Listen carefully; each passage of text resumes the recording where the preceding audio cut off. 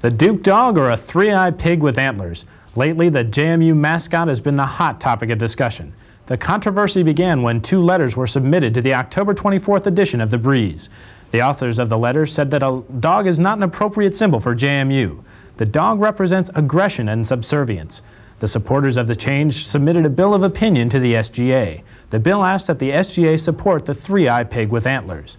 As a new mascot, that bill was challenged by another bill opposing the idea by giving support to the Duke dog. Both bills were tabled in an effort to eventually kill them. The Duke dog still has the majority of the support. Some students are still convinced that it was just a joke. Today, our travel segment, On the Road, takes us to a very unique place nearby. Field producer Janine Wingard shows us a type of art you may not be too familiar with.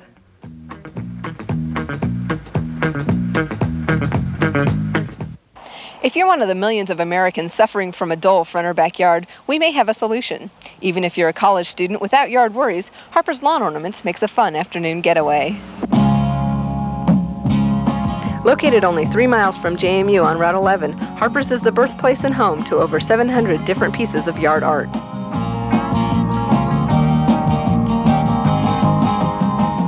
The Lawn Ornament Company is a family-owned business begun 30 years ago by the Harper family. Started off with just a few molds and kept adding, selling, making a little money, adding molds, and it just built from there. But we had no idea at the time it was ever going to get this large.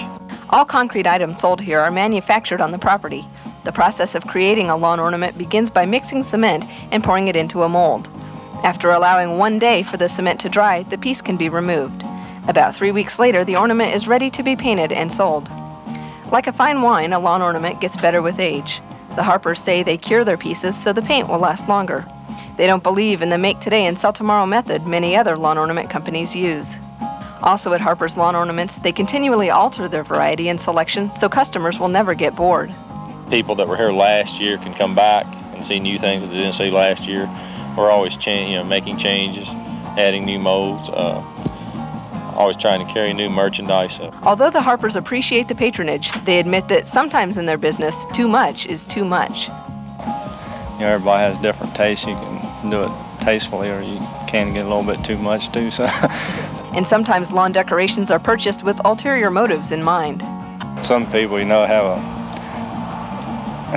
don't get along with their neighbors, and so they do it to bug them. But I wouldn't recommend that. No matter what you're in the market for, Harper's probably has it. When asked what his strangest customer request was, Dale Harper said, There were 2 students came down one day and wanted to know if we had large pigs, and so I took them, showed them where they were. And then they asked me for some antlers, and I couldn't figure out what they were trying to make. This was all new. Never had this request before. And so I said, sure, I can sell you a set of antlers. And where the pig's ears usually go, they were going to put the antlers. So it was an awful strange request. I think that about took the cake. Reporting for JMU Today, I'm Janine Wingard. That's all the time we have for JMU Today. Thanks for joining us. Goodbye.